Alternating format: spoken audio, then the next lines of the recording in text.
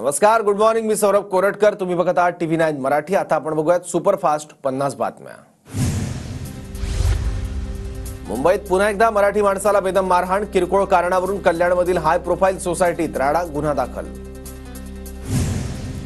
कल्याणमध्ये मराठी माणसाला झालेल्या मारहाणीनंतर स्थानिक आक्रमक. मारहाण करणाऱ्या अखिलेश शुक्लाला अटक करण्याची स्थानिकांची मागणी. DCP कार्यालयावर मोर्चा काढण्याचा इशारा. मराठी माणसाच्या पाठी ताकदीने उभं राहणार मनसेची भूमिका. कल्याणमध्ये अमराठी लोकांकडून भाषिक शेरेबाजीनंतर मारहाणीची घटना. भाजप युवा मोर्चाच्या कार्यकर्त्यांकडून मुंबईतील काँग्रेस कार्यालयात शिरून केली तोडफोड. अमित शहा यांच्या विरोधात केलेल्या आंदोलनामुळे निषेध व्यक्त करत केली तोडफोड. भाजपच्या युवा मोर्चाच्या कार्यकर्त्यांवर पोलिसांकडून लाठीचार्ज. मुंबई काँग्रेस कार्यालयात तोडफोड केल्यानंतर पोलिसांकडून कारवाई. आंदोलनकर्त्यांना पोलिसांनी ताब्यात घेतलं. आंदोलनादरम्यान राहुल आणि प्रियंका गांधींच्या फोटोवर शाईफेक. काँग्रेसच्या आंदोलनाला प्रत्युत्तर देताना कार्यालयात जात भाजपकडून तोडफोड करणं गुंड प्रवृत्तीचं. लोकशाही पद्धतीने आपलं म्हणणं मांडलं पाहिजे. विजय वडेट्टीवारांची टीका.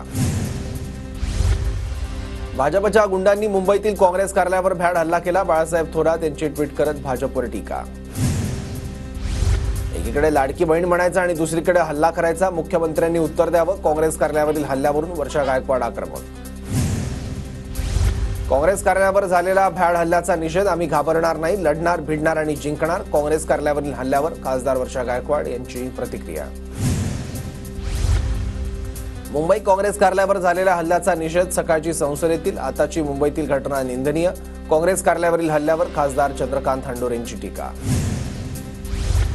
बीडमधील सरपंच संतोष देशमुख हत्या प्रकरणी मुख्य आरोपी विष्णू चाटेला 9 दिवसांची पोलीस कोठडी. केस कोर्टाने सुनावली पोलीस कोठडी. या प्रकरणातले 3 आरोपी अद्यापही फरार. मारहाणीमुळे अतिरक्तस्राव, शॉकमध्ये गेल्यानं संतोष देशमुखांचा मृत्यू. देशमुखांच्या छाती, हात, पाय, चेहरा, डोक्यावर मारहाण. पोस्टमॉर्टम रिपोर्टमध्ये समोर. वाल्मिक कराडला अधिवेशन संपेपर्यंत अटक करा. त्याचे मोबाईल रेकॉर्ड बघा. पूर्ण गणित लक्षात येईल. आमदार संदीप क्षीरसागर यांची मागणी.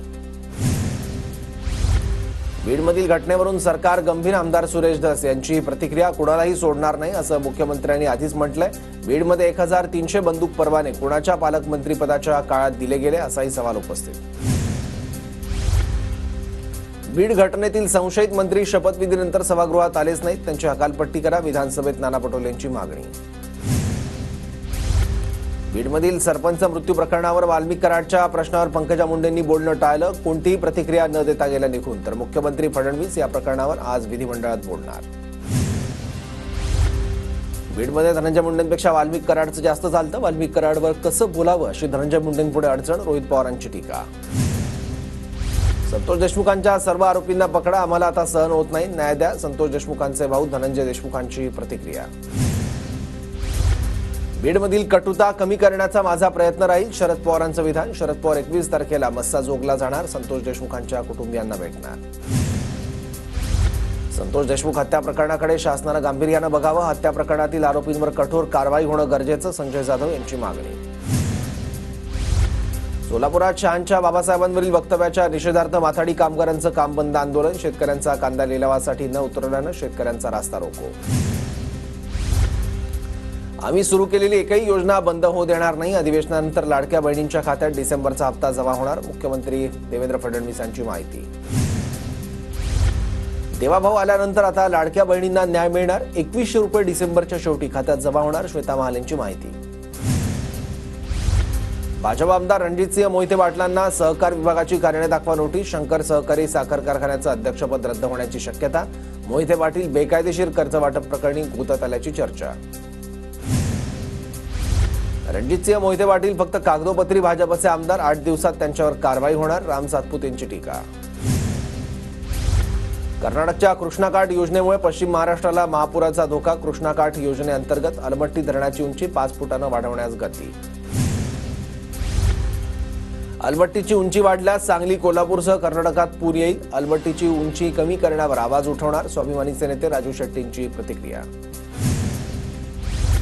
कर्नाटकात भाजप आमदार CT रवी यांच्याकडून मंत्री लक्ष्मी हेब्बाळकर यांच्या विरोधात आक्षेपार्ह शब्दांचा वापर. काँग्रेस कार्यकर्ते आणि हेब्बाळकर समर्थकांच्या गोंधळानंतर CT रवी यांना अटक. 98 अखिल भारतीय मराठी साहित्य संमेलनाच्या संकेतस्थळाचं माजी राष्ट्रपती प्रतिभा पाटील यांच्या हस्ते उद्घाटन. संमेलनाविषयी अद्ययावत माहिती, प्रतिनिधी नोंदणी, ग्रंथदालनाची नोंदणी या संकेतस्थळाद्वारे करता येणार. दिल्लीत 70 वर्षांनंतर होत असलेल्या साहित्य संमेलनाला प्रतिभा पाटील यांच्या शुभेच्छा. लोहगाव विमानतळाला संत तुकाराम महाराजांचं नाव देण्यात यावं, राज्य सरकारकडून केंद्र सरकारला शिफारस. उपमुख्यमंत्री अजित पवारांनी दिली माहिती. अकोल्यात शिवशाही बसची मोठी दुर्घटना टळली. ब्रेक निकामी झाल्यानंतर चालकांना दाखवलं प्रसंगावधान. चालक मनोज तायडेच्या प्रसंगावधानामुळे अनर्थ टळला. धुळ्यात थंडी वाढल्यानं मेथीचे लाडू बनवण्याची लगबग. सुकामेवा खरेदी करण्यासाठी ग्राहकांची गर्दी. धुळे जिल्ह्यात ग्रामपंचायत निवडणुकांची जिल्हा प्रशासनाकडून तयारी सुरू. शिंदखेडा तालुक्यातील 23 ग्रामपंचायतींसाठी 24 डिसेंबर रोजी आरक्षण सोडत निघणार. धुळे जिल्हाधिकारी कार्यालयात अल्पसंख्याक हक्क दिवस साजरा. कार्यक्रमात अल्पसंख्याकांसाठी राबवल्या जाणाऱ्या योजनांची माहिती. जळगावच्या आसोदा भादली गावात जिल्हाधिकाऱ्यांनी शेतकऱ्यांशी संवाद साधला. जिल्हाधिकाऱ्यांकडून ड्रोन फवारणी प्रात्यक्षिक. प्राथमिक प्रक्रिया केंद्राची पाहणी. जळगाव जिल्हाधिकारी कार्यालयावर दिव्यांग बांधवांचा भव्य मोर्चा. दिव्यांग पुनर्वसन केंद्राला जिल्हा रुग्णालय परिसरात जागा उपलब्ध व्हावी यासह विविध मागण्यांसाठी आंदोलन. जळगावच्या धरणगावमध्ये तलाठ्यावरील हल्ल्याच्या निषेधार्थ तलाठ्यांचं काम बंद आंदोलन. वाळू माफियांकडून झालेल्या हल्ल्यामुळे तलाठी आक्रमक. आंदोलन करत जळगाव जिल्हा तलाठी संघातर्फे जिल्हाधिकाऱ्यांना निवेदन. गृहमंत्री अमित शहांनी आंबेडकरांबद्दल केलेल्या वक्तव्याचा नाशिकच्या कसाऱ्यात निषेध. नंदुरबारच्या सारंगखेडा बाजारात मोठ्या संख्येनं घोडे दाखल. देशातील सर्वात मोठा अश्व बाजार म्हणून सारंगखेड बाजाराची ओळख.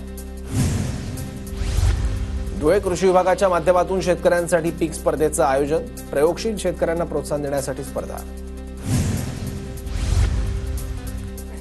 धुळ्याच्या कापडेणे गावातील मुळा गुजरातच्या सुरत बाजारपेठेत चांगला भाव मिळत असल्यानं हजारो क्विंटल मुळा गुजरात राज्यात दाखल. नंदुरबार जिल्ह्यात कापसाला भाव मिळत नसल्यानं शेतकरी संकटात. भाव मिळत नसल्यानं शेतकऱ्यांकडून कापसाची घरात साठवणूक. नंदुरबार बाजार समितीत ओल्या लाल मिरचीची आवक घसरली. आतापर्यंत फक्त 15 कोटींची उलाढाल. मागच्या वर्षी मिरची खरेदी विक्रीतून 110 कोटींची उलाढाल. नंदुरबार जिल्ह्यात रब्बी हंगामाच्या 80% पेक्षा अधिक क्षेत्रावर पेरण्या पूर्ण. 62,000 हेक्टर क्षेत्रावर रब्बी हंगामाच्या पेरण्या. शेतकऱ्यांकडून हरभरा आणि गव्हाची सर्वाधिक लागवड. नंदुरबार जिल्ह्यात तापमानाचा पारा घसरल्यानं फळबागांना फटका. पिकाचा बचाव करण्यासाठी शेतकऱ्यांकडून उपाययोजना. पपई खराब होऊ नये म्हणून कोणपाट आणि कपडे टाकून संरक्षण. मुंबई विमानतळावर जेद्दावरून आलेल्या प्रवाशाकडून 1.5 कोटींचं सोनं जप्त. पुण्याच्या उरुळी कांचनजवळील नायगावमध्ये 7 वर्षांच्या मुलीला बेदम मारहाण. आई वडील घरी नसताना मुलीला खड्ड्यात फेकून मारण्याचा शेजाऱ्याकडून प्रयत्न. आरोपी सुखदेव जगन्नाथला पोलिसांकडून अटक.